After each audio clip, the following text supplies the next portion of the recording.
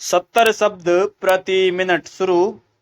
शमीम रहमानी बनाम राज्य के वाद में अभियुक्त ने, जो कि वास्तविक हत्यारे का भाई था, पुलिस को हत्या के बारे में गलत सूचना दी, जिसकी सच्चाई के बारे में उसे जानकारी नहीं थी, अपितु उसका केवल अनुमान था।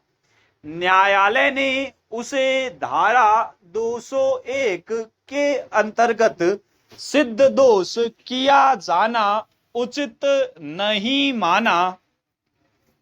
चंद्रपाल सिंह बनाम राज्य के वाद में अभियुक्त के विरुद्ध धारा 201 के अपराध का आरोप था, परंतु आरोप पत्र में केवल धारा 201 के उल्लेख के अलावा इस बात का कोई उल्लेख नहीं था कि अपराध का साक्ष्य किस प्रकार विनष्ट किया गया है।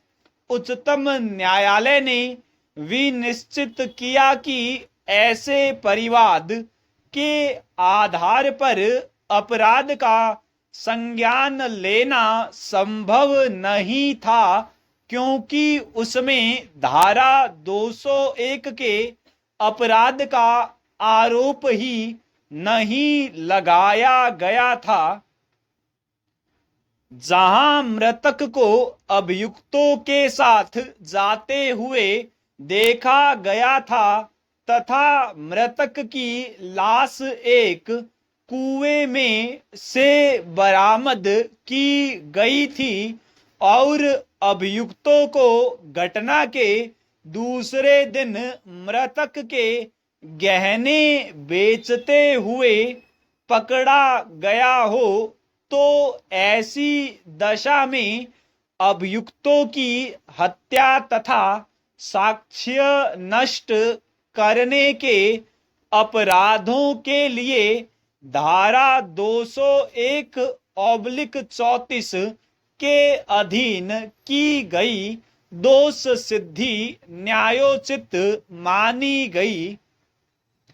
यदि किसी अवैध जमाव द्वारा कारित हत्याओं के मामले में जमाव के कुछ सदस्यों ने लाशों को ठिकाने लगा दिया हो, तो उस अवैध जमाव के प्रत्येक सदस्य को धारा 201/149 भारतीय दंड संहिता के अंतर्गत दोष सिद्ध करके दंडित किया जाएगा। धुर्रा बनाम राजस्थान राज्य के वाद में उच्चतम न्यायालय ने विनिश्चय किया कि जहां मृतक के शव से भारतीय दंड संहिता की धारा 304 भाग 2 के अधीन दंडनीय अपराध प्रकट हो सकता है, वहां शव का दाह संस्कार करके साक्ष्य नष्ट किया गया हो, तो भारतीय दंड संहिता की धारा 201 के तीसरे भाग के उपबंध लागू होंगे। अब्दुल रजाक बनाम नन्हे तथा अन्य के वाद में अभियुक्त नन्हे तथा बंडू के विरुद्ध हत्या का आरोप था। साक्षियों का कथन था कि अभियुक्तों ने प्रातः 10 बजे मृतक की हत्या कर दी, जो बाजार में कपड़े बेचने के लिए जा रहा था। हत्या करने के बाद अभियुक्तों ने मृतक का सिर धड़ से अलग कर दिया और वे सिर को अपने साथ ले जा रहे थे। कुछ व्यक्तियों ने इसे देखा और वे चिल्लाए, अभियुक्तों का कहना था कि उन्होंने यह हत्या नहीं की थी तथा साक्षियों ने झूठे ही उनका नाम इस हत्या में जोड़कर उन्हें फंसवा दिया है।